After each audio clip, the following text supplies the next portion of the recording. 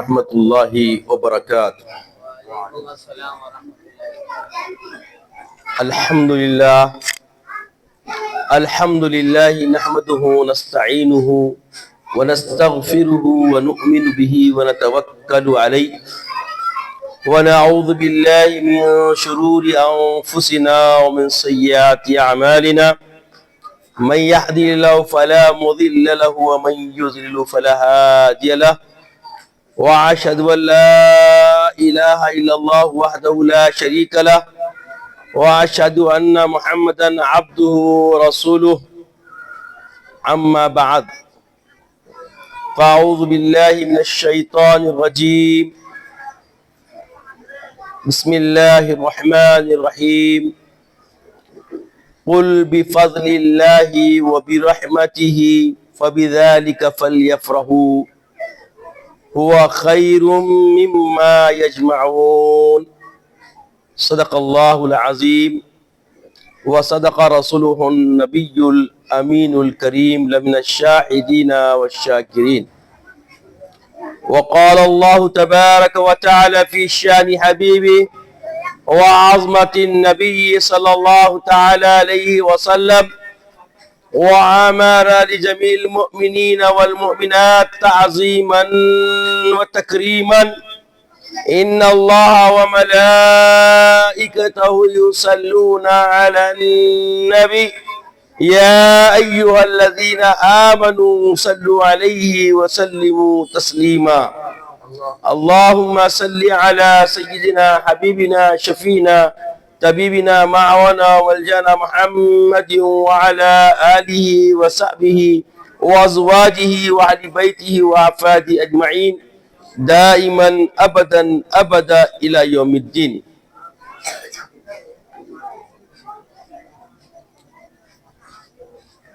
حاضرین مجلس، بزرگان دین، سامعین اکرام، نواب پورے کا یہ ساعتوں، برکتوں، رحمتوں بھرا جو سعادت مندی کا موقع اہل نواب پورہ کے حق میں اللہ تعالیٰ نے عطا فرمایا کہ اللہ کی توفیق سے اس کے محبوب خاتم النبیین و خاتم الرسول سید الانبیاء والاصفیاء احمد مجتبیٰ محمد مصطفیٰ صلی اللہ تعالی علیہ وآلہ وسلم کی میلاد منانے کے لیے ایک جگہ ہم جمع ہوئے ہیں۔ الحمدللہ آج کی اس محفل کے لیے، اہل محلہ کے لیے اور حاضرین مجلس کے لیے اتنا کافی اور اتنا مناسبی تھا کہ میرے سے پیش رو جو مقرر آیات کی ترجمے کے ساتھ مدلل انداز میں آقا علیہ الصلوۃ والسلام کی بعثت کا بھی تذکرہ فرمایا، آقا علیہ الصلوۃ والسلام کے درجہ نبوت کو آیات قرآنی کے ذریعے اجاگر فرمایا، اور آقا علیہ الصلوۃ والسلام کا مقام و مرتبہ سمجھانے کی جو جسارت صاحب مقرر نے فرمائی ہے بڑی قابل تعریف ہے۔ اتنی معلومات اگر ہر فرد کو ہے تو بڑی مسرت و شادمانی کی بات ہے۔ یہ محفل منعقد کرنے کا مقصد کیا ہے؟ میلاد النبی کی یہ 8ویں نشست اورنگ آباد کی سرزمین پر جو منعقد ہو رہی ہے، اس کا مقصد کیا ہے؟ کس لیے منعقد کیا جا رہا ہے؟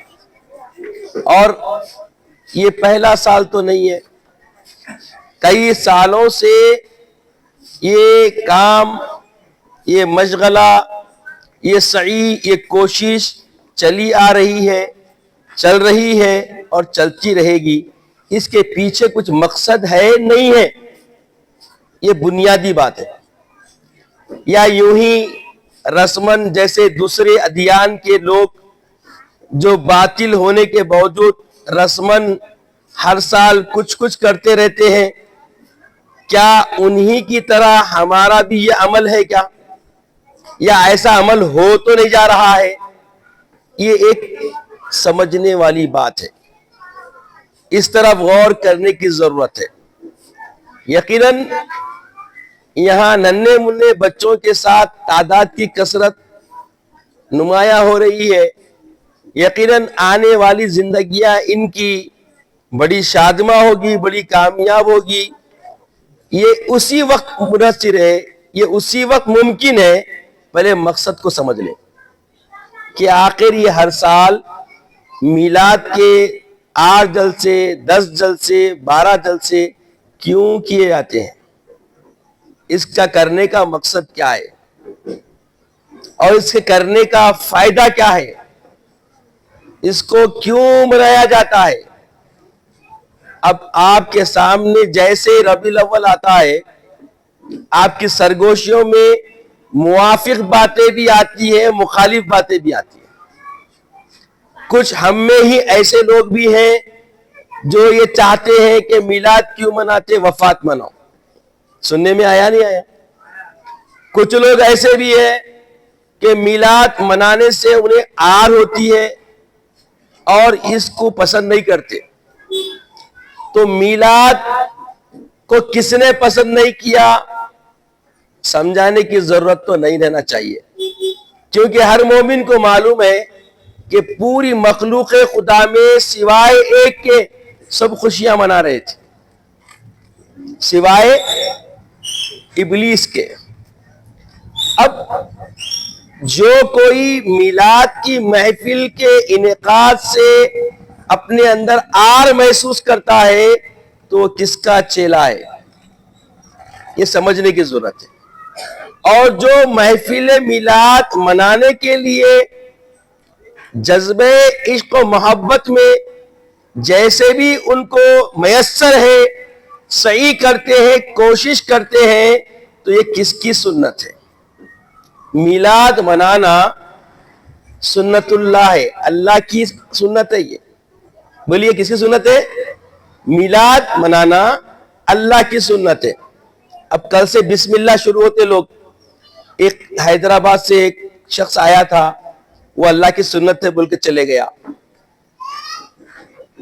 کہاں ہے پوچھا جائے گا تو اس کو 2 آیتیں آپ مدلل طریقے سے پیش کر سکتے ہیں۔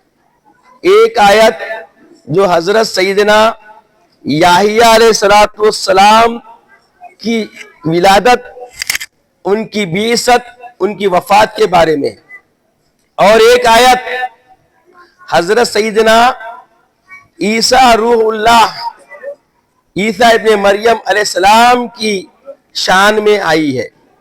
یہ 2 آیتیں جس کے اندر ولادت کے تذکرہ ہے۔ سلامتی ہو اس دن پر جس دن حضرت یحییٰ علیہ السلام پیدا ہوئے، جس دن پردہ فرمائیں گے اور جس دن اللہ کی طرف لوٹ جائیں گے۔ یہ ایک آیت۔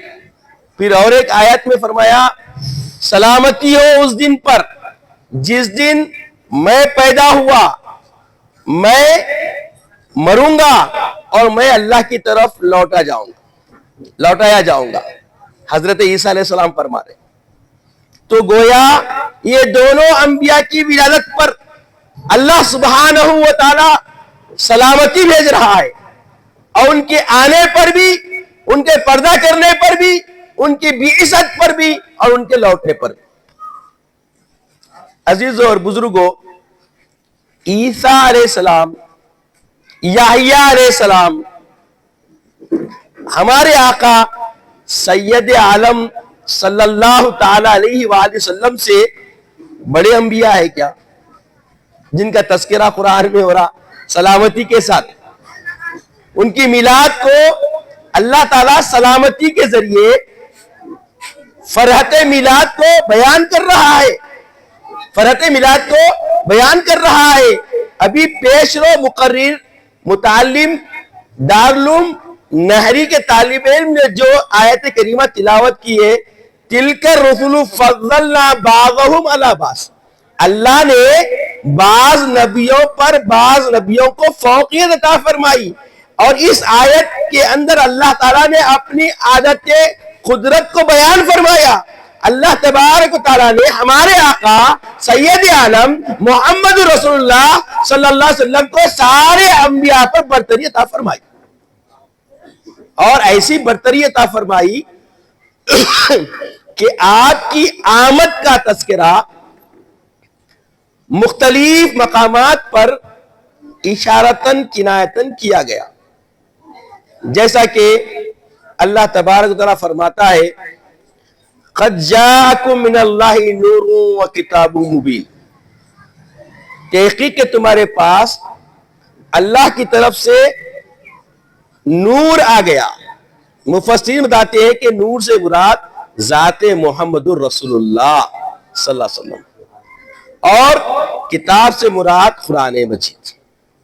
تو یہ میلاد منانے کا مقصد یہ ہے کہ آقا علیہ الصلوۃ والسلام کو اللہ نے جو بعثت عطا فرمائی، جو نبوت عطا فرمائی، آقا علیہ الصلوۃ والسلام کو اللہ تعالیٰ نے جو دنیا میں بھیجا، اس مقصد کو سمجھا جائے، اس مقصد کو سمجھا جائے، اور اس مقصد کے اندر شکر بجا لایا جائے، اور سب سے بڑا شکر اور سب سے بڑے اللہ کا جو فضل ہم پر ہوا ہے، اللہ کی جو رحمت ہوئی ہے، یہ سارے جہاں کے لیے رحمت ہے، کسی عالم میں رہ جاتے، یہ ان کی مہربانی ہے کہ یہ عالم پسند آیا۔ آقا علیہ السلام کو اللہ تبارک و تعالیٰ نے ہم پہ کرم فرمایا، بڑا فضل فرمایا۔ اللہ تبارک و تعالیٰ کی سب سے بڑی رحمت جو ہم کو نصیب ہوئی ہے وہ کیا ہے؟ ذات محمد عربی صلی اللہ علیہ وسلم۔ اس سے بڑی رحمت، اس سے بڑا فضل کیا ہے ہمارے پاس؟ بتائیے۔ اللہ تبارک و تعالیٰ مقام پہ فرماتا ہے کہ یہ بڑا فضل و احسان ہے کہ ہم نے اپنے حبیب کو تمہیں مبعوث فرمایا۔ اللہ تعالیٰ خود فرماتا ہے یہ اللہ کا فضل ہے، یہ اللہ کا احسان ہے کہ اللہ تعالیٰ نے ہماری رشد و ہدایت کے لیے اپنے محبوب سید الانبیاء خاتم النبیین محمد عربی صلی اللہ علیہ وسلم کو منتخب فرمایا۔ تو یہ میلاد منانے کا مقصد یہ ہے کہ ہم اللہ کا شکر بجا لائیں، اللہ کے ہم شاکر بنے، اور آقا علیہ الصلوۃ والسلام کے اسوے سے جو ہمارا اٹوٹ تعلق ہے اس کو سمجھے کہ آقا علیہ الصلوۃ والسلام کی بعثت نہ ہوتی تو روئے زمین پر انسان نہ ہوتا۔ میرے آقا علیہ الصلوۃ والسلام کس ماحول میں جلوہ گر ہوئے، کیسے ماحول میں آپ نے دعوت و اشاعت کا کام کیا، کیسی قوم کو کیا۔ آپ جب تواریخ اٹھا کر دیکھیں گے تو پتا چلے گا کہ میرے آقا علیہ الصلوۃ والسلام کا یہ سب سے بڑا احسان ہے کہ آپ نے انسان کو انسانیت سے شعور بخشا۔ انسان انسانیت بھول چکا تھا، اور اتنی ابتری تھی کہ کوئی کسی کا لحاظ رکھنے کا شعور اپنے اندر نہیں رکھتا تھا۔ اگر کسی سے کوئی عصبیت پیدا ہو جاتی تو اس کی نسل مٹانے تک اس کے اندر تحمل اور صبر نہیں ہوتا تھا۔ ایسا جنگ و جدال کا ماحول روئے زمین پر پھیلا ہوا تھا، اور خاص کر اس خطے میں جہاں میرے آقا علیہ الصلوۃ والسلام کی نشو نما ہو رہی تھی، جہاں میرے آقا علیہ الصلوۃ والسلام اللہ اپنے پروردگار کا شکر ادا کر رہے تھے، جہاں میرے آقا علیہ الصلوۃ والسلام اپنے پروردگار کی یاد میں مصروف رہا کرتے تھے۔ کسی شاعر نے کیا خوب کہا ہے، اتر کر ہرا سے سوئے قوم آیا، عجب کیمیا اپنے ساتھ لایا۔ میرے آقا علیہ الصلوۃ والسلام ہرا سے جب آئے تو ایک ایسا کیمیا ساتھ لائے، وہ قرآن مجید کی طرف اشارہ ہے۔ قرآن مجید ہم کو بتلاتا ہے کہ دیکھو میرے آقا علیہ الصلوۃ والسلام کی میلاد کا ثمرہ تمہارے لیے یہ ہے، جزا یہ ہے کہ اگر میرے حبیب علیہ الصلوۃ والسلام نہ ہوتے تو تم بندگی کا سلیقہ نصیب نہیں ہوگا تم کو بندگی کا سلیقہ جو نصیب ہوا ہے وہ میرے آقا علیہ الصلوۃ والسلام کی حیات طیبہ ہے، اور قرآن شہادت دیتا ہے لقد کان لکم فی رسول اللہ اسوۃ حسنہ، تحقیق کہ میرے حبیب کی حیات طیبہ تمہارے لیے ایک بہترین نمونہ ہے۔ تو میلاد کی محفلیں اس لیے منعقد کی جاتی ہے کہ ہم آقا علیہ الصلوۃ والسلام کے اسوے کو سنیں. آقا علیہ الصلوۃ والسلام نے جو طرز بندگی جی کر، جو سلیقے بندگی اپنی عملی زندگی کے ذریعے ہم کو عطا کی ہے، اس کو سمجھے اور اس کو اختیار کریں. عزیزوں اور بزرگوں، اب جو ہم سانسیں جس ماحول میں، جس ملک میں، اطراف کے جو حالات میں ہم اپنی سانسیں لے رہے ہیں، ایسے ماحول میں بھی میرے آقا علیہ الصلوۃ والسلام نے سلیقے بندگی عطا فرمائی، طرز زندگی عطا فرمائی کہ ایسے ماحول میں کیسا جیا جائے، ایسے ماحول میں اپنے ایمان کی حفاظت کے ساتھ اللہ کے متوکل بن کر اللہ کی ربوبیت کو راضی کرنے کے لیے اللہ تبارک و تعالیٰ کی طرف مائل رہنے کا سلیقہ کیا ہونا چاہیے، وہ ساہس، وہ بھرم ہمیں اپنے آقا علیہ السلام کے اسوہ طیبہ سے ملتا ہے. آقا علیہ الصلوۃ والسلام جو مدنی زندگی گزارے ہیں، مکی زندگی گزارے ہیں، یہ دونوں زندگی کے پہلو ہمیں سمجھنے کی ضرورت ہے.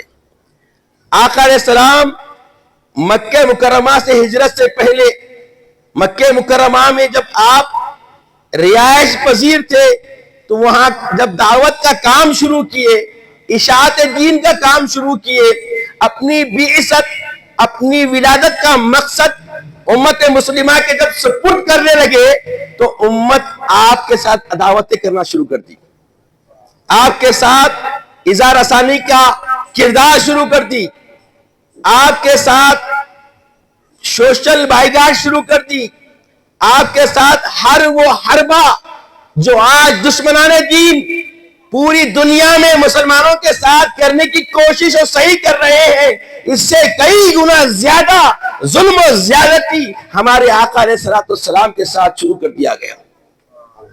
اور میرے آقا سید عالم محمد الرسول اللہ خاتم النبیین ساقی کوثر صلی اللہ تعالی علیہ وسلم نے پوری قیامت تک آنے والی امت کو بتا دیا کہ ایسے لمحوں میں، ایسے زندگی کے پہلوؤں کے وقت ہمیں کیسے پن گھٹ سے جڑ کے رہنا چاہیے اور اللہ کی ربوبیت کی بندگی بجا لاتے ہوئے زندگی کو کس خریدے سے کیسے موڑتے ہوئے اپنی کامیابی و کارسازی کا راستہ اختیار کرنا چاہیے.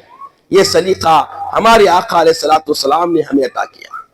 اگر ہر سال میلاد کا مقصد بندگی رضائے ربوبیت ہے تو یہ مقصد بالکل کامیاب ہے، اور یہی مقصد کے لیے ہر سال میلاد منایا جاتا ہے کہ آقا علیہ الصلوۃ والسلام کی اسوہ طیبہ سیرت کریمہ کو سنیں، سمجھیں اور اپنی زندگیوں کو سنوارے، اپنی نسلوں کو سنوارے، اپنے آنے والے ایام کے لیے تیاری کرتے ہوئے دین کے اشاعت کے لیے دین کے کام کرے، دین کے تبلیغ کا کام کرے، دین اسلام کی حمایت میں دین اسلام کے لیے کمر بستہ ہونے کی صحیح کرے اور خود کو بھی بنائے اور اپنے نسلوں کی حفاظت فرمائے. عزیزوں اور بزرگوں، اب آپ دیکھیں میرے آقا علیہ الصلوۃ والسلام نے کیسے طرز بندگی کا سلیقہ عطا فرمایا. کوئی گوشہ حیات ایسا نہیں جس کو سمجھنے کے لیے، جس کو جاننے کے لیے کسی اور طرف آپ کو جانا پڑے. آپ اندازہ نہیں کر سکتے کہ ہر ایک زندگی کے پہلو میں ہمارے لیے رہبری کا سرمایہ میرے حبیب پاک سید عالم صلی اللہ علیہ وسلم کے اسوہ طیبہ میں مضمر ہے. تلاش کرنے کی ضرورت ہے، توجہ کرنے کی ضرورت ہے، غور و خوض کرنے کی ضرورت ہے. ہماری زندگی کا قرینہ کیسا ہے؟ صبح ہوتی ہے، شام ہوتی ہے، زندگی یوں ہی تمام ہوتی ہے. یہ ایک دن کے لیے جمع ہے، نفع بخش نہیں ہے. یہ ذہن میں رکھے. آپ نواب پورا کے لوگ یقیناً ایمانی حرارت رکھنے والے. اس کا ثبوت یہ ہے کہ آپ نے اللہ کے فرمان کے مطابق خوشی کا اظہار کرنے کی صحیح کر لی. ابھی جو خطبے کے بعد میں نے آیت کریمہ تلاوت کی ہے، اللہ رب العزت اپنے محبوب سے خطاب فرماتا ہے، قل، اے میرے لاڈلے حبیب، اے میرے محبوب صلی اللہ علیہ وسلم، آپ فرما دیجئے کہ تم اللہ کے فضل اور اللہ کی رحمت پر فَبِذَالِكَ فَلْيَفْرَحُوا، اسی دو فضل اور رحمت کی ساعتوں کے لیے خوشیاں مناؤ. فضل و رحمت کے لیے تم خوشیاں مناؤ، اور یہ خوشی، یہ سرور، یہ شادمانی، یہ تمہاری شادمانی کی ساعتیں، یہ گھڑیاں بہتر ہے وہ خیر مما یجمعون، جو دنیا طلبی کے لیے جمع کیا جاتا ہے، وہ جمع کرنے والی جو تمہارے پاس ذخیرہ اندوزی ہے، اس سے بہتر عمل فضل الہی پر، رحمت خدا بندی پر خوش ہو جانا ہے. یقیناً بنیادی طور پر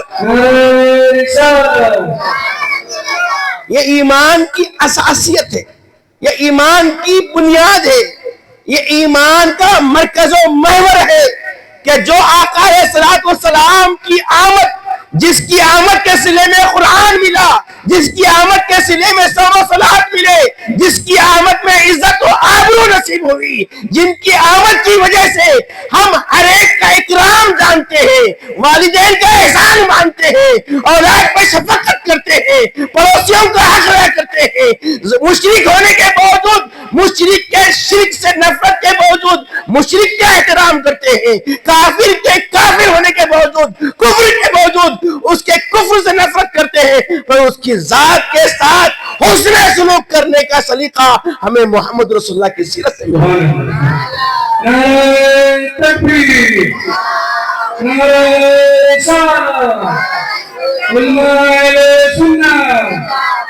بزرگان دین، عزیز بچوں، یہ بات صرف نعرے کے سپرد کرنے کی نہیں ہے، سماعت کے ذریعے ذہن میں بٹھانے کی ہے. ایک ایک لفظ میرا تول لیں. اگر آپ نے نذرانے کی تقریر سننے کے لیے جمع ہوئے ہیں تو یہ ساعتیں ضائع ہے، یہ گھڑیاں ضائع ہے، یہ وقت ضائع ہے. اگر رسماً آپ نے کام کیا ہے تو محشر میں جواب دینا ہے، محشر میں اللہ تعالیٰ مواخذہ فرمانے والا ہے. اگر آپ نے یقیناً اساسیت، مرکزیت، محوریت فکر حقیقی، رسول کی سیرت طیبہ جاننے کے لیے، رسول کی آمد کے مقصد کو جاننے کے لیے اور اپنی زندگیوں کو سنوارنے کے لیے جمع ہوئے ہیں، اور اسی مقصد سے اس محفل کو انعقاد کیا گیا ہے، تو تم بھی کامیاب ہو اور تمہاری زندگی بھی کامیاب ہے، اور تمہارا جمع ہونا بھی محشر میں تمہارے کو فلاح بہبودی کے لیے آپ کے لیے ضامن بن جائے گا. عزیزوں اور بزرگوں، یہ جو لمحے ہیں لکھے جا رہے ہیں، ہر کوئی جانتا ہے میلاد کی خوشی منانا اللہ کی سنت ہے.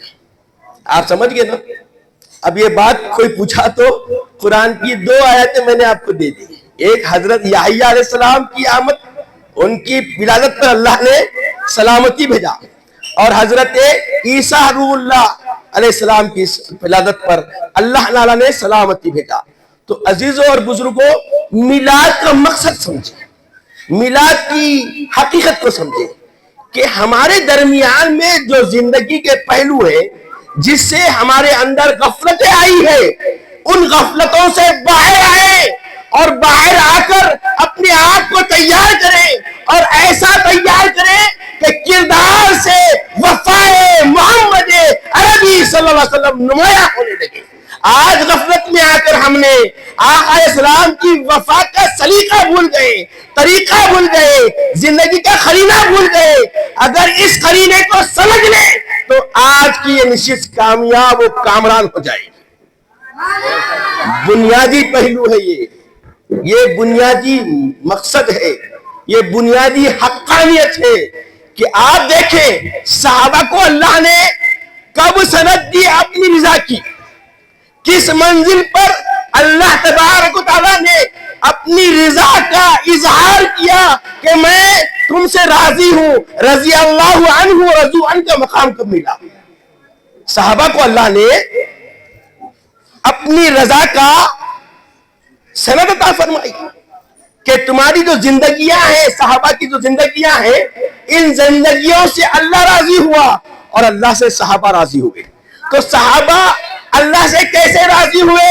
جیسا ہم تذکرے نبی کے لیے جمع ہوئے ہیں، وہ اپنی آنکھوں سے اللہ کے رسول کے اسوے کو سمجھ رہے تھے، عملی زندگی میں اختیار کر رہے تھے، کردار سے ظاہر کر رہے تھے، اللہ کی بندگی بجا لا رہے تھے. اور جب رب نے دیکھا کہ محمد نبی کے وفادار بن گئے، محمد رسول اللہ سے خوشنودی کا سرمایہ سمجھنے والے یہ بن گئے اور یہ اپنی بندگی میں میری رضا طلبی کا سلیقہ میرے محبوب کے ذریعے لے کے آ رہے ہیں، تو رب نے کہا رضی اللہ عنہ ورضوا عنہ. تو ہم رب کو راضی کرنے کے لیے یہ محفل بناتے ہیں، رب کی خوشنودی طلبی کے لیے یہ محفل مناتے ہیں، کیونکہ اللہ کی یہ سنت ہے کہ محمد رسول اللہ کی میلاد منائیں، اپنی آنے والی نسلوں کی تطہیر کرے، اپنے کردار کی بھی تطہیر کرے. کیونکہ انسان غفلت کا پتلا ہے، انسان کی تعریف ہی کی گئی ہے الانسان مرکب بین الخطأ والنسیان. انسان ان دو چیزوں سے آمیزش کے ساتھ وقوع پذیر ہوتا ہے کہ وہ یا تو بھول کے غلطی کرتا ہے یا جان بوجھ کے غلطی کرتا ہے. ان دونوں خط کرنے والی خطاؤں سے متنبع ہونے کے لیے، آگاہ ہونے کے لیے، اپنے آپ کو بندگی کے سلیقے سے اپنے آپ کو تیار کرنے کے لیے، اپنے لیے بندگی کا سلیقہ استعمال کرنے کے لیے محمد رسول اللہ کے اسوے سے اپنے آپ کو سنوارنے کا یہ سلیقہ بنایا گیا کہ میلاد کا انعقاد کیا جائے. میلاد کے ذریعے یہ پیغام پہنچ رہا ہے کہ میرے آقا محمد رسول اللہ صلی اللہ علیہ وسلم نے بتایا کہ دیکھو جب امتحان کے لمحے سر جائے، حالات جکر دیے جائیں، تو اللہ کی استعانت طلب کی جائے. جب کبھی مصیبت آ جائے تو میرے محبوب نے کر کے بتایا اور پیغام بھی دے دیا، اور اللہ کا فرمان بھی ہے وَاسْتَعِنُوا بِالصَّبْرِ وَالصَّلَاةِ. اللہ سے استعانت طلب کرو نماز کے ذریعے اور صبر کے ذریعے. اللہ کے حبیب نے کثرت سے صبر کی تلقین فرمائی. اصبروا اجتنبوا من الغضب، غصے سے پرہیز کرو، صبر کرو، صبر کرو. اور آج جو ہمارے نوجوان ہیں وہ غور کرے، کیا صبر ہے ان میں؟ غصے سے اجتناب ہے ان میں؟ ارے غصے سے پرہیز کیسا کیا جاتا؟ غصے سے کیسے رکا جاتا؟ غصے سے کیسے ترک کرنے والے قرینے زندگی میں بندگی کے قرینے سے جوڑا جاتا؟ تو قرآن بتا رہا ہے کہ مومن کا شعار کیا ہے؟ وَالْكَاذِبِينَ الْغَيْظَ، جب غصہ آتا ہے غصے کو پی جاتا. وَالْعَافِينَ عَنِ النَّاسِ، لوگوں کو معاف کرنے والا ہوتا ہے. اور احسان کو اللہ پسند کرتا ہے تو احسانات کرنے والا ہوتا ہے. یہ تین صفتیں ایک ساتھ اللہ نے بیان کی. تو یہ سیرت دیکھیں کہ میرے آقا علیہ الصلوۃ والسلام کبھی کسی کے سامنے غصے کا اظہار نہیں کیا. میرے آقا علیہ الصلوۃ والسلام کے رحلت کے لمحے شروع ہونے سے پہلے ایک صحابہ کے درمیان آقا دلوادر تھے. فرمایا کہ دیکھو میں نے کبھی کسی پہ زیادتی نہیں کی ہے، اگر کسی پہ کوئی زیادتی کیا ہوں تو وہ مجھ سے مواخذہ کر سکتا. اس طریقے سے جیسا بھی آقا نے فرمایا تو ایک صحابی کہے کہ یا رسول اللہ ایک مرتبہ آپ نے مجھے لنگی پیٹھ پہ درہ لگایا تھا اور میں یہ قصاص چاہتا ہوں. ہائے ہائے ہائے ہائے، غور کریے کون ہے خاتم النبیین، کون ہے رحمت للعالمین، کون ہے انک لعلی خلق عظیم. قرآن شہادت دے رہا ہے کہ آپ کے اخلاق عظیم تر ہے. ایسے عظیم اخلاق کے پہ کر آقا علیہ الصلوۃ والسلام پر صحابی نے کہا کہ آپ نے ایک مرتبہ مجھ سے زیادتی فرما دی، میں اس کا قصاص چاہتا ہوں۔ آقا علیہ السلام نے کہا کہ میں حاضر ہوں۔ کہا کہ اس وقت میری پیٹھ پر آنا تھی۔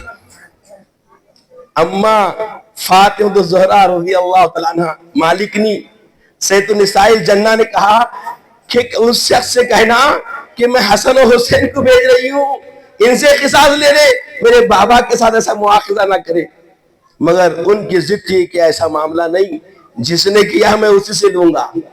اور دنیا تاریخ کے پنوں میں محفوظ کرتی ہے کہ میرے آقا علیہ السلام نے عاجزی ان کے ساری کی وہ مثال بتا دی کہ روئے زمین پر قیامت تک کوئی اس انداز کو نہیں پیش کر سکتا۔ میرے آقا نے فوری اپنی پیٹھ کو بڑھانا کر دیا، کہا کہ اپنا قصاص لے لے۔ تو وہ صحابی آگے بڑھے اور پیٹھ پہ مہر نبوت کو چوم کے ہٹ گئے۔ عرض کرنے لگے یا رسول اللہ میں نے جھوٹ کہا تھا، میں نے ایسے ہی کہہ دیا تھا، میری تمنا تھی جب سے میری ماں بتاتی تھی اور میں نے سنا تھا کہ آپ کی پیٹھ پر مہر نبوت ہے، میں اسے دیکھنا چاہتا تھا، اس کی زیارت کرنا چاہتا تھا، اس کو چومنا چاہتا تھا، اسی لیے میں نے یوں ہی کہہ دیا۔ سبحان اللہ، سبحان اللہ، نعرہ تکبیر، نعرہ رسالت۔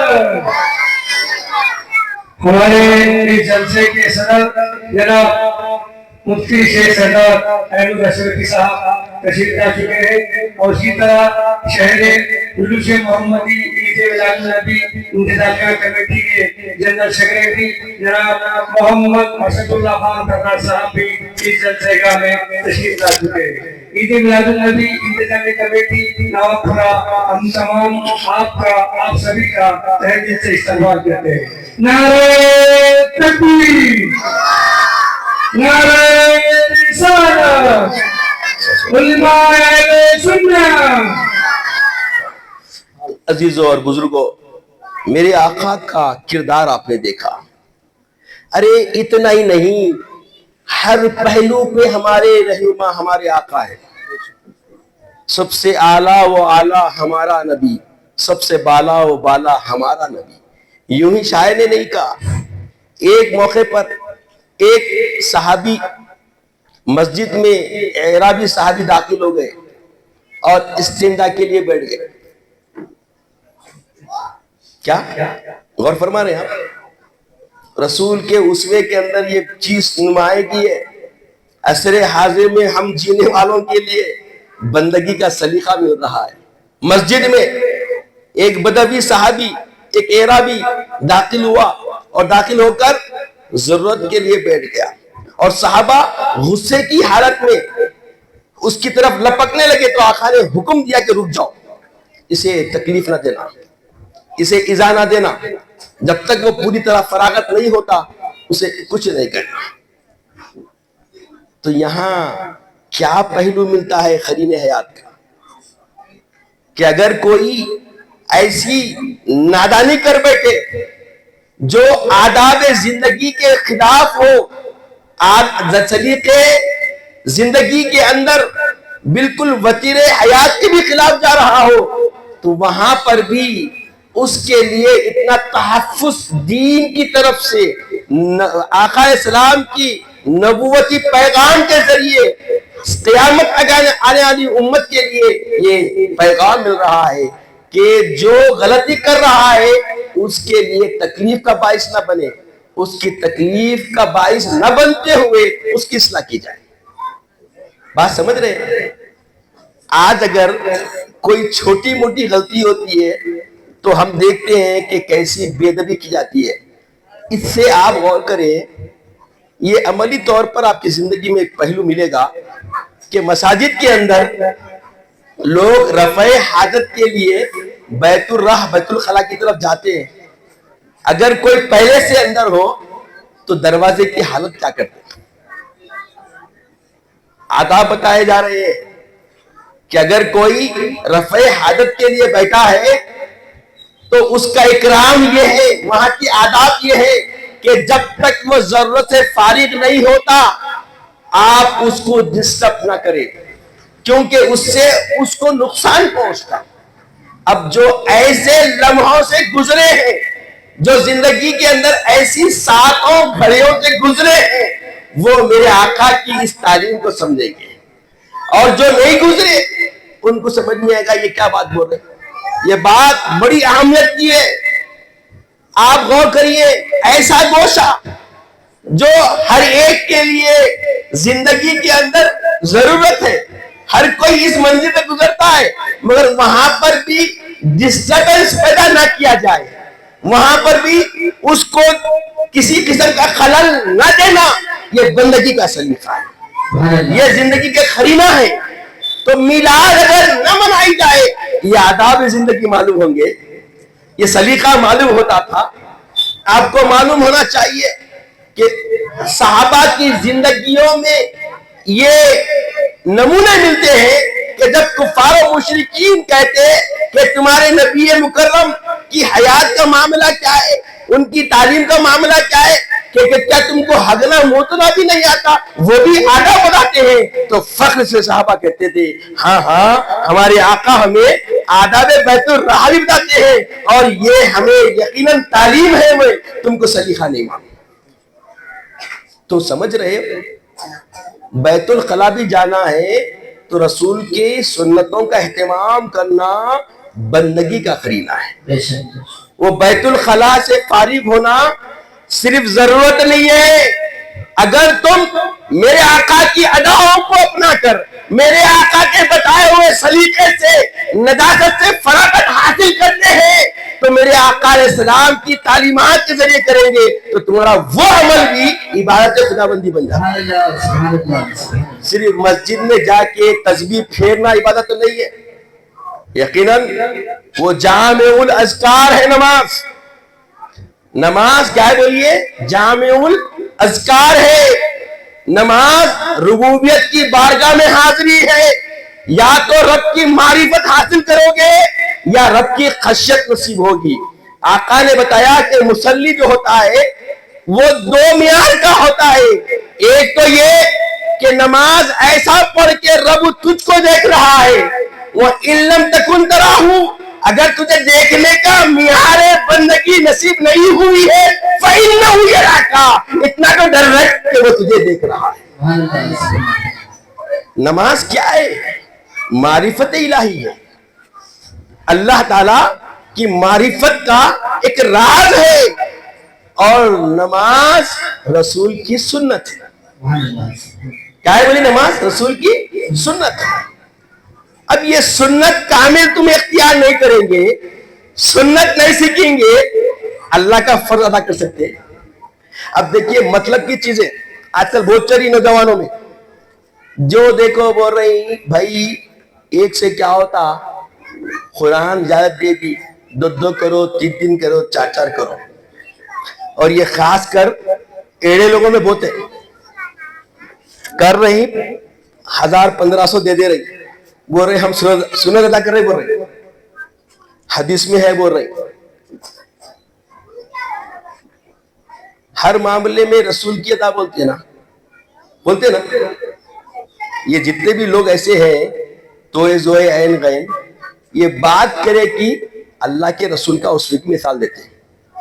خدا کی قسم یہ اذن ہے کیا 2 کرو 3 کرو 4 کرو، اذن ہے، مگر رسول کی سنت نہیں ہے۔ نماز سنت ہے، مانتے نا؟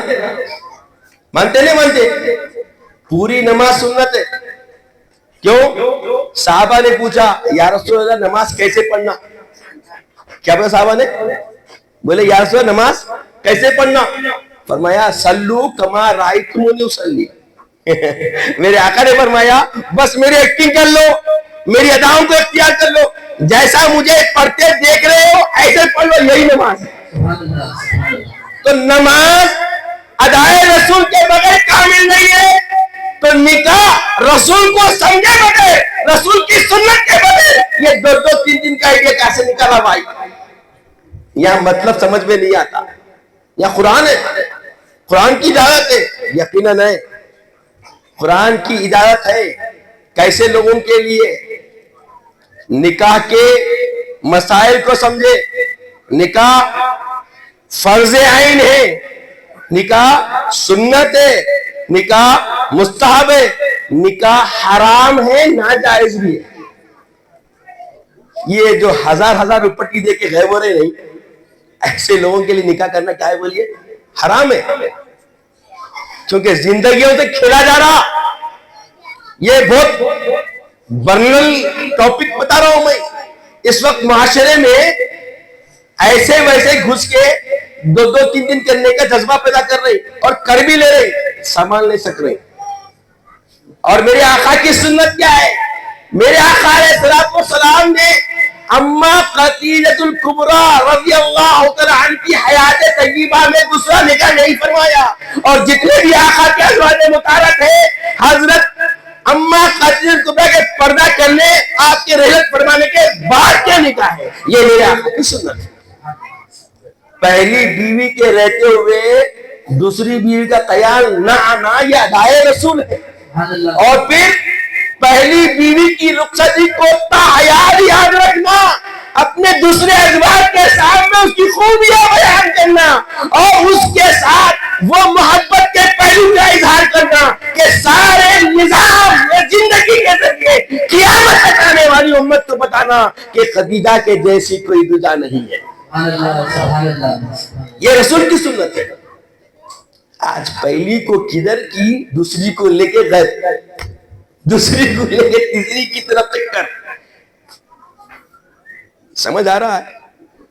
میلاد کا معاشرے میں جو پرگندگی والا معاملہ ہے، اس کو صاف کرنے کا پیغام میلاد سے دیا جا رہا ہے۔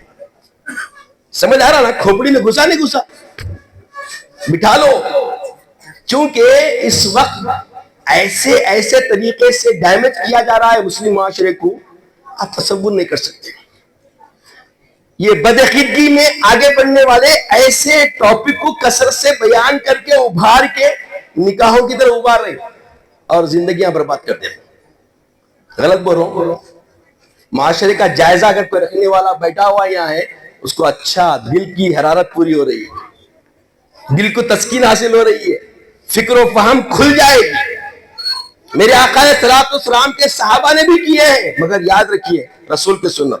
دیکھیے مولا علی کرم اللہ وجہہ الکریم کی زندگی دیکھیے، جب تک سیدۃ النساء فاطمہ الزہرا رضی اللہ تعالیٰ عنہا باحیات تھی، حضرت مولا علی کرم اللہ وجہہ الکریم نے دوسرا نکاح نہیں فرمایا۔ تبھی تو سند ملی رضی اللہ عنہ ورضوا عنہ، وہ اللہ سے خوش، اللہ ان سے راضی۔ یہ سند ایسی نہیں ملتی۔ بالکل وفائے محمدی کا نبھانا لے، زندگی کے ہر قرینے کو، ہر لمحے حیات کو رسول کے اس میں سے جوڑے، ہر عمل کرنے سے پہلے جانے کہ رسول کی ادا کیا ہے، رسول کا طریقہ کیا ہے، رسول کی سنت کیا ہے، اور ایسے موقع کے لیے میرے حبیب نے کیا سلیقے بندگی عطا کی ہے، اور اس کو سمٹتے جائیں اور اسی اداؤں پہ اپنے آپ کو گزارتے چلے جائیں۔ سبحان اللہ، سبحان اللہ۔ جب تک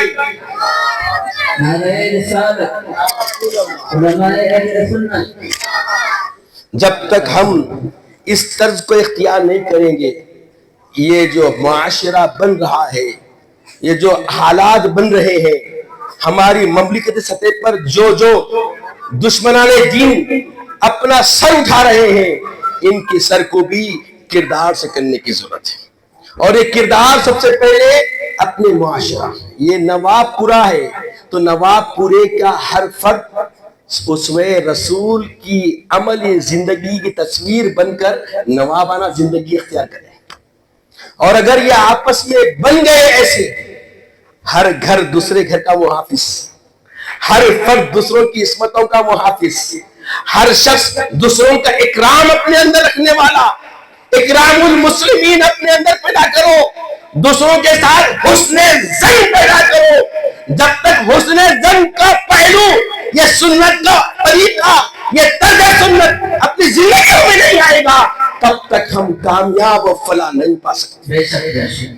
آج حسن ظن کم ہو گیا، سوء ظن بڑھ گیا، ہر کسی کے بارے میں بدگمانی، بھائی بھائی سے بدگما، چچا تایا سے بدگما، تایا باوا سے بدگما، पड़ोसी से बदगुमा, हर कोई बदगुमानी को हवा दे रहा है। अब बोलो माशरा सुधरे तो कैसे? तो मिलाद का सबसे बड़ा पैगाम आप सिमट ले, हौसले जन पैदा करें। हर एक के अंदर जो अच्छाइयां हैं उसकी कदर करते हुए उसको गले लगाए, और उसकी बुराइयों का खातिमा करना चाहते हैं तो सलीका आले रसूल से सीखे। आले रसूल का मामला क्या है? एक मौके पे हजरत सैयदना इमाम हुसैन अलैहिस्सलाम ने देखा कि एक शख्स गलत वुजू कर रहा है। क्या कर रहा है? वुजू को तरतीब से नहीं कर रहा है, वुजू में गलतियां कर रहा है। तो जाके कहने लगे कि मोहतरम, मैं वुजू करता हूं, जरा आप मेरी निगरानी फरमाएं, और अगर मैं कोई खता कर दूं तो उसकी दुरुस्तगी फरमा दे। और आपने पूरा मुकम्मल वुजू किया। तो वो सहाबी कहे कि मैं आपके कुर्बान हो जाऊं, आप आले मोहम्मद है, आपसे खता हो सकती क्या? यकीनन मैंने मुहासिबा किया है अपना आपके अमल वुजू के जरिए कि मेरे वुजू में बहुत सारी खामियां हैं, मैं उसे दुरुस्त करता हूं। ये तरीका मिला, ये सलीका मिला।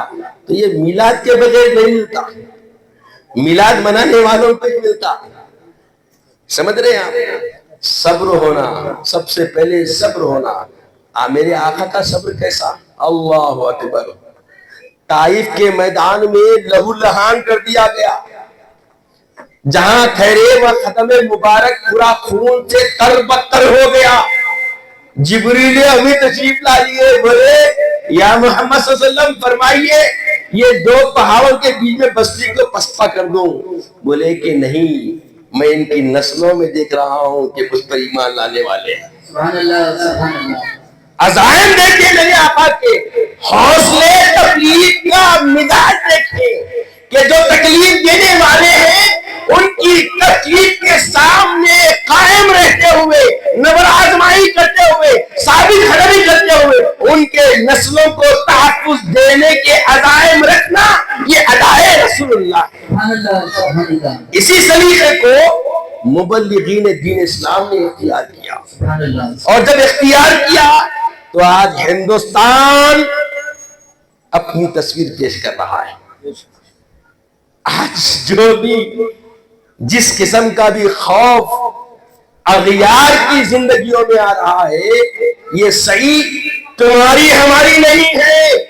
हमने जिनके विसादतों से, जिनके तवस्सुस से, जिनके किरदार को देखकर, जिनकी अमली जिंदगियों को देखकर हमने आज मिलाद की महफिल का जज्बा अपने नसीब पाते हैं। ये जज्बे मोहम्मद अरबी देने वाले मुबल्लिगीन की कोशिशें, काविशें हैं कि आज ये मकाम हमको हासिल हुआ। हम कहाँ हैं? हक के दोना नहीं मालूम हमारे को, ये कोई मामूली जुमला नहीं, ये बहुत बड़ा जुमला है। मैंने बड़े बड़े मुल्कों में ये बात की, पूरी खोल के रखी पोल। ये आसान बात नहीं है। लोग क्या समझते, यूं बैठे यूं दो यूं निकल गए, इसका नाम तारत नहीं है। आरिफीन की सोबत में बैठेंगे, सालिहीन की सोबत में बैठेंगे, आमिलीन रब्बानी की सोबत में बैठेंगे, आबिदीन रब्बानी की सोबत में बैठेंगे, वफाए मोहम्मदी रखने वाले वफादारों की सोबत में बैठेंगे, राज खुल के आएगा कि सलीका क्या है। ये यूं ही नसीब नहीं होता। तो अजीजों और बुजुर्गों, आज की इस मिलाद का पैगाम समझें कि अपनी जिंदगियों को रोज मुहासिबा करना भी ये अदाए रसूलुल्लाह है। आका सलाम ने तालीम दी कि देखो, दिन और रात में मैं 70 मर्तबा अल्लाह की बारगाह में इस्तिग़फ़ार करता हूं। कौन बोल रही? जिनकी जात तय्यबा के बारे में कुरान शहादत दे रहा कि आप मासूम है। मासूम को इस्तिग़फ़ार की आदत है। बोलिए, सहाबा ने देखा کہ کچھ موقع ایسے ہوتے ہیں کن لمحوں کے لیے آقا سب کی نگاہوں سے اوجھل ہوتے ہیں، اور جب ظہور پذیر ہوتے ہیں زبان مبارک پہ ادا ہوتا ہے غفرانک ربی غفرانک ربی۔ صحابہ نے پوچھا آقا قربان جائیں، ہمارے ماں باپ آپ پر قربان، یہ کیا بات ہے؟ آپ کے لیے اللہ کا کلام شہادت دے رہا کہ آپ معصوم ہیں، آپ سے کوئی گناہ سرزد نہیں ہوتا، پھر کس بات کی بخشش رب کریم سے آپ طلب کرتے ہیں؟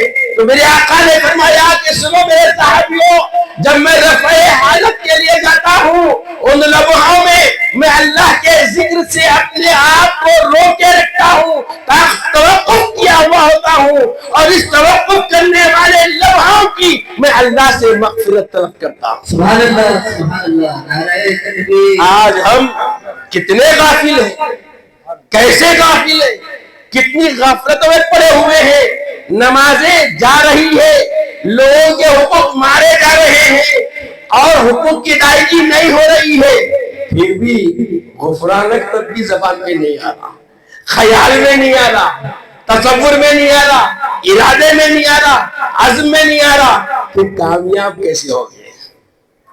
نسلیں کیا سیکھے گی؟ نسلیں کیا سیکھے گی؟ تو یہ قرین بندگی جو صحابہ کی زندگیوں سے ہمیں ملتا ہے کہ رسول کو دیکھ کے انہوں نے پیر کو روزہ رہنا شروع کر دیا۔ جب ان کو معلوم ہوا کہ میرے آقا، آپ نے پوچھے کہ آقا علیہ السلام آپ ہر پیر کو روزہ کیوں رکھتے ہیں؟ تو میرے آقا نے فرمایا اس دن میں پیدا ہوا ہوں، اسی دن مجھے 20 عطا کی گئی ہے، حکم دیا گیا 20 کا، تو میں اس کے شکر میں روزہ رہتا ہوں۔ صحابہ روزہ نہ رہتے۔ سبحان اللہ سبحان اللہ۔ کیا تھا یہ کیا تھا؟ آئیے اب آقا کے بارے میں جو لوگ یہ بولتے ہیں، جو شروع میں نے پوچھا تھا، لوگ بولتے سرگوشی میں یہ باتیں آ رہی ہے، میلاد کیوں مناتے وفات من؟ ان سے پوچھو پہلے اسلام میں غم منانا ہے کیا؟ رسول کا یہ فرمان نہیں سنے ہوئے۔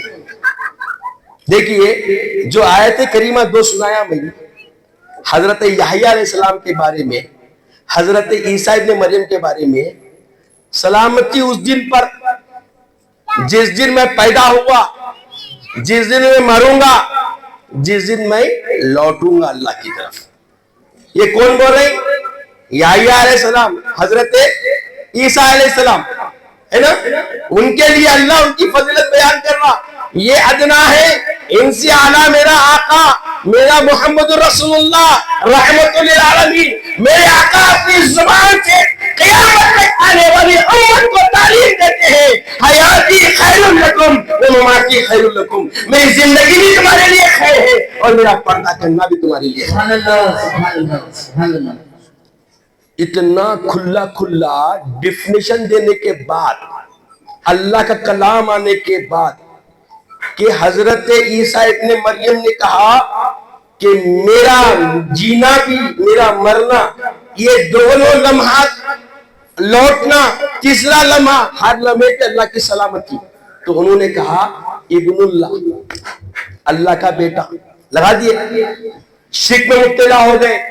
اور میرے آقا نے فرمایا یہ قانون قدرت ہے، کل نفس ذائقۃ الموت، ایک لمحے کے لیے آئی تھی انہیں بھی موت، ایک لمحے کے لیے آئی تھی انہیں بھی موت، پھر ہمیشہ کے لیے ان کی موت مر گئی۔ تابناک تابناک یہ زمین و آسمان، جو بھی شے جہاں پہ تھی وہ وہیں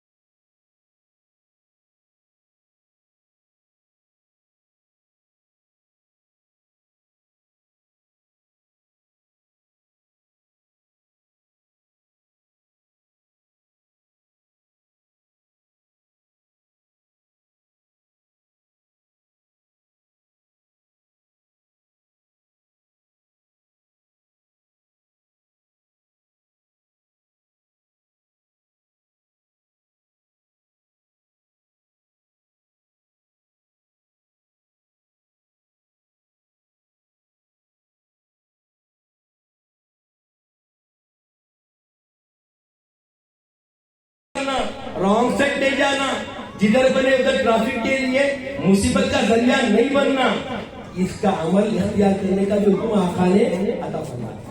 تو آئیے اللہ کے رسول کی بارگاہ میں صلاۃ و سلام کے لیے ٹھہرنے سے پہلے اللہ کی بارگاہ میں دعا کو پہ تھی وہ وہیں ٹھہر گئی، حضرت آمنہ کی گود مصطفیٰ سے بھر گئی۔ سبحان اللہ سبحان اللہ۔ عزیز اور بزرگوں سمجھو، آقا نے فرما دیا میری زندگی بھی تمہارے لیے خیر ہے، میرا پردہ کرنا بھی تمہارے لیے خیر ہے، کیونکہ میرے آقا علیہ السلام پردہ نہ کرتے تو سابقان عمر کی طرح ہمارا حال برا ہوتا۔ آقا علیہ السلام نے فرما دیا، بتا دیا کہ دیکھو میں رب کا بندہ ہوں، عبدہ رسول ہوں، رسول بھی ہوں اور بندہ بھی ہوں۔ بندے کے لیے فنا ضروری ہے اور بقا رب کی وفا میں ہے، تو میرے آقا نے بندگی کا سلیقہ ایسا پیش کیا، اللہ نے ایسی بقا عطا فرمائی کہ آپ کی ذات مقدسہ کو اللہ نے ساری مخلوق میں سب سے برتر کر دیا۔ خدا کی ذات کے بعد اگر لائق نازل لائق ادب کوئی ذات ہے تو ذات محمد رسول اللہ۔ سبحان اللہ سبحان اللہ سبحان اللہ۔ نعرہ تکبیر، نعرہ رسالت، علماء اہل سنت، بعد خدا تو یہ قصہ مختصر۔ سبحان اللہ سبحان یہ فرق قائم رکھ کے قیامت تک آنے والی امت کو دے دیا کہ دیکھو میں عبدہ و رسول ہوں، اور یہ جو پیغام کامل محمد رسول اللہ نے پہنچایا، اس سے پہلے کوئی نبی کی زندگی اتنی کامیاب نہیں تھی۔ ہر نبی نے اپنی امت کے لیے بد دعائیں فرمائی، اور میرے حبیب کا ممتاز آیا اعلیٰ طریقہ یہ رہا کہ جب بھی جو بھی مومن آیا ملائکہ آگے کہہ رہے ہیں کہ بد دعا فرما دیجئے یا ادارت دے دیجئے، نہ میرے آقا بد دعا فرمائے نہ ادارت دیے، بلکہ خیر کی دعا کرتے رہے۔ ربی حبلی امتی، ربی حبلی امتی، ربی حبلی امتی، اے اللہ میری امت کی مدد فرمانا، میری امت کے ساتھ خیر کا فیصلہ فرمانا، میری امت کی مدد فرمانا، میری امت کی مدد فرمانا۔ سبحان اللہ سبحان اللہ سبحان اللہ۔ ایسے آقا کی امت جو کردار سے وفا کر کے ہمیں دکھانا ہے، بولے کس سے؟ یہ کیا کم معجزہ ہے، بعد میں قرآن اترا ہے۔ یہ کیا کم معجزہ ہے، بعد میں قرآن اترا ہے۔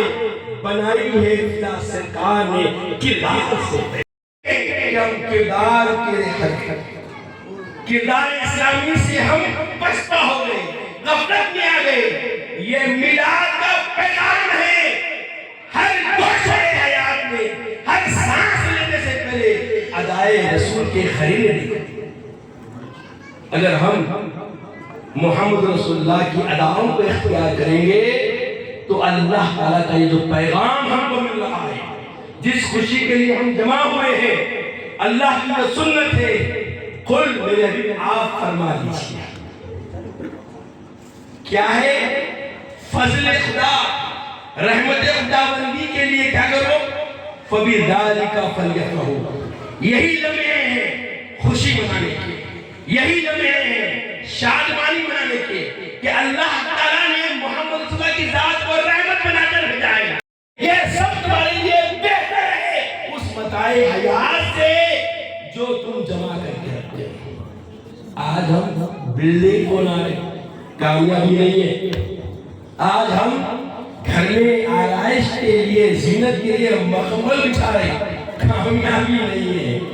دیکھیے سیدنا عمر فاروق کی زندگی دیکھیے، سیدنا عثمان غنی کی زندگی دیکھیے، سیدنا ابوبکر صدیق رضی اللہ عنہ کی زندگی دیکھیے، سیدنا علی ابن طالب کرم اللہ وجہہ الکریم کی حیات طیبہ دیکھیے۔ یہ ساری امت کے خلیفۃ المسلمین تھے، مگر ان کی زندگی کیا کمی نہیں کی تھی۔ ایک موقع آیا، ایک شخص चबूतरे पे जल बगल है, चबूतरे पे बैठा हुआ है और सूखे रोटी में पानी में डाल के नोश कर रहा है। तो एक साहिल आया, मांगा तो बोले तू भूखा है? हाँ मैं भूखा हूँ, 3 टाइम का भूखा हूँ, मुझे भूख बहुत लग रही है। तो वो सामने खड़ा नाम चलाया और जाके कहना कि मैंने भेजा है। वो चले गया, जाके सवाल लगाया, जैसे ही सलाह दिया तो उसके पास लपट के खूबसूरत नौजवान 2 तशरीफ लाए। बोले क्या बात है? बोले वो शब्द लाया है, मुझे भूख लगी, मैं भूखा हूँ। तो अंदर ले गए, बेहतरीन खाना उसके लिए चला गया, वो शिकमशेर हो गया और लज्जतों वाला खाना देखकर उसने कहा कि देखो थोड़ा मैं लेना चाहता हूँ उससे। बोले किसके लिए? तो बोले वो जो शख्स समुद्र में बैठा हुआ है, सूखे रोटियां पानी में चूर के खा रहा है और मैं यहाँ पे इतना लजीज खाना चुक चुका हूँ, तो मैं चाहता हूँ थोड़ा उसके लिए ले जाऊँ। तो कहा ये उनका दर है, खुद के लिए खाने का सलीका ये है और खिलाने के लिए मामला ऐसा है। इसलिए तो रब ने फरमाया रज़ी अल्लाहु अन्हु व रज़ियल्लाहु। एक मौका आया कि एक शख्स हज़रत उमर फारूक रज़ी अल्लाहु अन्हु के पास आया, कहा कि हुजूर मैं मखलूक हूँ, इतने 1000 दिनार का मखलूक हूँ और मेरी जिंदगी पे बनाई है, अब मैं मदद के लिए आया हूँ। तो बोले उस्मान के पास चले जाओ रज़ी अल्लाहु अन्हु, वो तुम्हारी मदद कर देंगे। ये शख्स हजरत सैयदना उस्मान के मकान पे पहुंचा तो देखा कि वो डांट रहे हैं अपने खादिम को कि वो इसराफ न करे, चलों को महफूज करके लेकर आए और वो अपने खाने के लिए नाश्ते के लिए चने सूखे चने खा रहे हैं। तो वो शख्स देखा ये सारा मुकालिमा और हालात देखा, दरवाजे से लौट के आ गया। हजरत सैयदना उमर फारूक ने पूछा कि क्या बात है, तुम्हारा मामला पूरा हो गया? तो बोले हजरत वो हालत ऐसी है उनकी कि उन्होंने सूखे चने खा के अपनी भूख मिटा रहे हैं और इतने 1000 दिनार मुझे कैसे देंगे? तो बोले जाओ, तुम जाओ, फिर दोबारा जाओ, मेरा हुक्म है तुम जाओ और तुम्हें जरूर वो दाद नसीब तुम्हारी पूरी की जाएगी, तुम्हारी दस्तगीर की जाएगी। जब वो दोबारा गया और अर्ज किया तो हजरत उस्मान ने मुस्कुराए और फौरी उसके सवाल को पूरा कर दिए। तो फौरी लपक के उसने पूछा कि उस्मान मुझे इतने 1000 दिनार खर्च से निजात के लिए दे रहे हो और खुद की जात को खाने के लिए इतने सख्त मामला क्या है? तो हजरत उस्मान ने कहा जो दे दिया अल्लाह के लिए दिया, इसकी पूछ नहीं होगी, जो चुकूंगा उसकी रब पूछ करेगा। सही 24 घंटे वो रसूल को देखते थे तो हर लम्हा उनके लिए मिलाद रसूल था। हमारी निगाहों से आका की जात ओझल हो गई।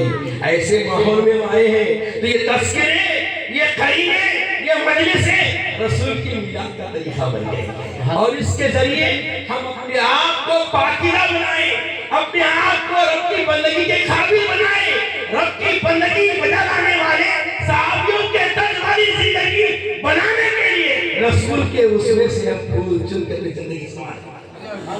आज कमी अगर है तो हमारे मेंबर और मेराब में कमी यही है कि हाजतमंदी पूरी नहीं की जा रही है।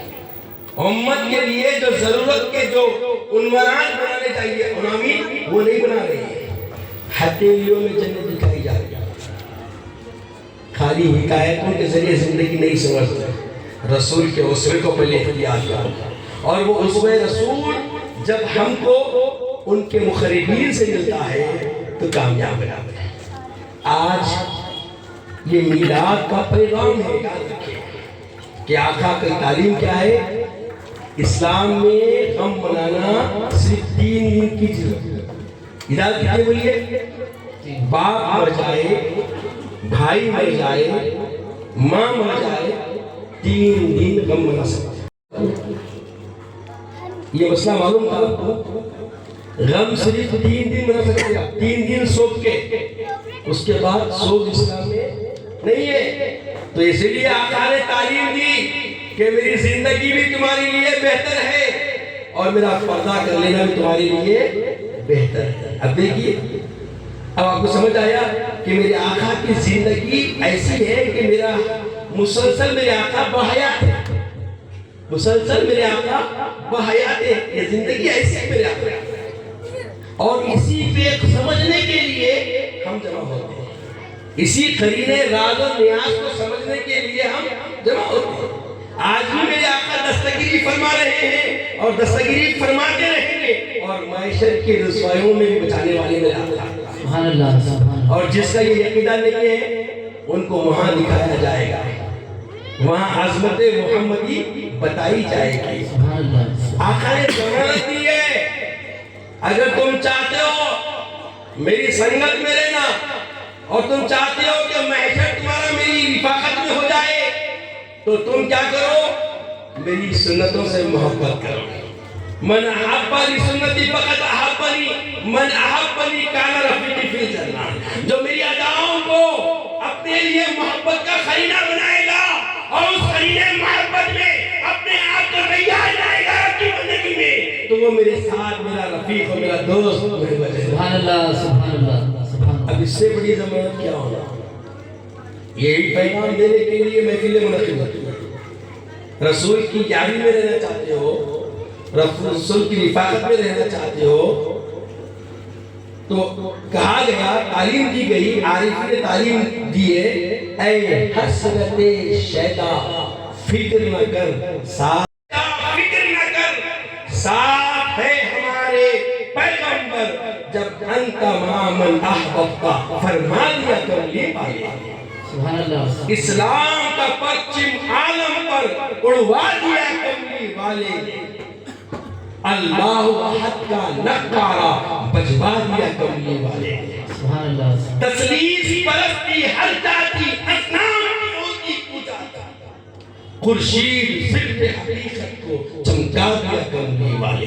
سبحان اللہ۔ ارے اس امت میں کوئی شرک نہیں آنے والا، قیامت تک اب شرک امت میں نہیں آتا۔ شرک کے نام سے بے خوفی کی باتیں کرنے والے دنیا میں بہت ہیں، یاد رکھیں، کیونکہ یہ ہم نہیں بول رہے، آقا السلام نے اللہ کی قسم کھا کے فرمایا، اور جو بات آقا السلام اللہ کی قسم کھا کے فرمائے کیا وہ بات غلط ہو سکتی کیا؟ آقا فرماتے ہیں واللہ ما اخافنی ان تشرکوا بی، خدا کی قسم مجھے اس بات کا خوف نہیں ہے کہ تم شرک میں مبتلا ہو جاؤ گے، ولیکن اخافنی ان تفسدوا بی، اگر خوف ہے تو اس بات کا ہے کہ تم فساد میں مبتلا ہو جاؤ گے۔ آج امت فساد میں مبتلا ہے، یہ جو باتیں ہو رہی ہے جتنی بھی کیا ہو رہی ہے؟ مفسدانہ گفتگو ہے۔ میلاد کی محفل کی بات ہونے کی یہ دیکھو شروع ہو گئی، ارے اس کے بغیر زندگی چلی ہے، اس کے بغیر ہے کیا بڑی زندگی؟ اب اتنی دیر سے آپ بیٹھے نا، بتائیے آپ کو تسکین نصیب نہیں ہو رہی؟